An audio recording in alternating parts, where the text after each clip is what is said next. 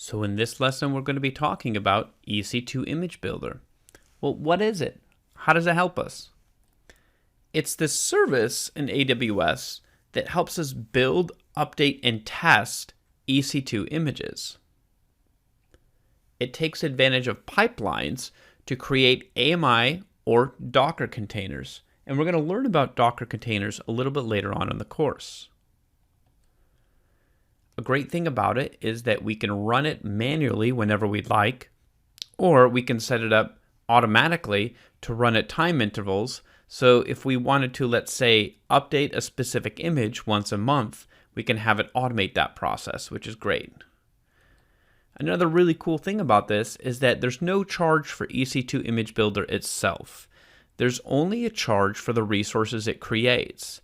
So we can recall from our AMI demo that AMIs, they consume storage on a snapshot. So if we use EC2 Image Builder to create a ton of AMIs, then we are going to be charged for the storage that that process consumes, not EC2 Image Builder itself. Let's take a look at this. We'll define a schedule, and then we create what's called a recipe in EC2 Image Builder.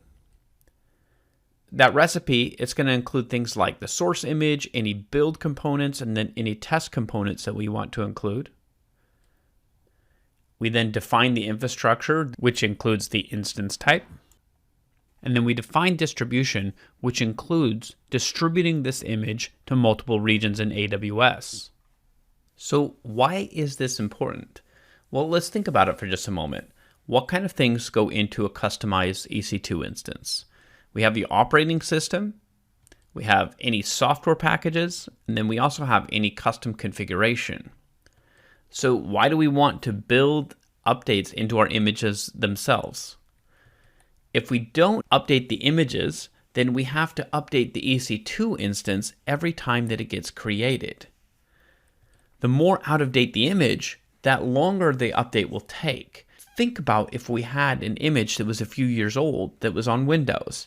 Every time we deployed it, it would have to download those 2 years of Windows updates and go through the process. So it would make it much longer to get that EC2 instance up and running after we deployed it, which we don't want. So let's think for a moment. How would we update images without using EC2 Image Builder? Well, there's a few ways we can do it.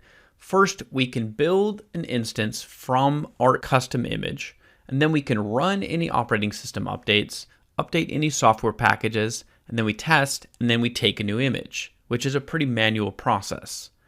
Another thing that we could do is we can start with a public AMI, which already should have latest OS updates, and then we can deploy our software packages and then make configuration changes to make it our own private image. Both of those are very, very manual processes. Think about what we had to do whenever we created our own private AMI. It was a process to create that AMI and then get it deployed. And then if we wanted to update it every time, it would be really time consuming, especially if we had a large number of images, a large number of operating systems, for example, in our test environment.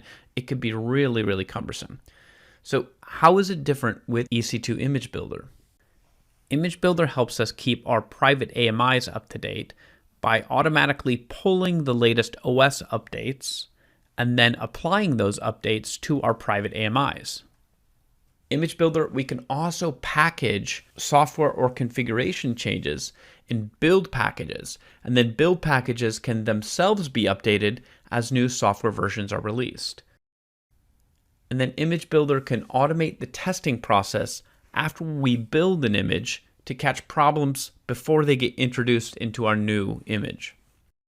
Great, this completes EC2 Image Builder. Now let's move on and build it out in the EC2 Image Builder demonstration.